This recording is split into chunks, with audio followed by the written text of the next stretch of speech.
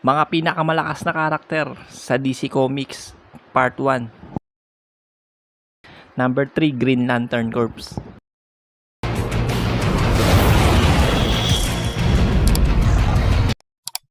Ang Green Lantern Corps ay isang peacekeeping force na namumuno sa buong universe. Sila ay may pinakamalakas na depensa para protektahan ang lahat ng planeta.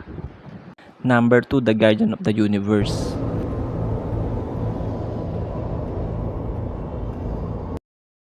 Ang mga tagapangalaga ng universe na nagtatag sa Green Lantern Corps, ang kanilang layunin ay magdala ng kaayusan at katotohanan. Hindi sila kasing lakas ng ibang karakter ng DC Comics, possibly na sila ang pinakamatalinong nilalang dahil ang tunay na kapangyarihan ay nasa kaalaman. Number 1, Darkseid.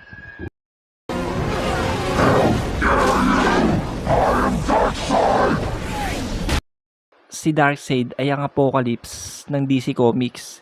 Malakas siya kaysa kahit sinong superhero sa DC Comics. Nangangahulugan ito na even Superman at Wonder Woman ay kailangang humanap ng tulong para manalo dito at mailigtas ang Earth.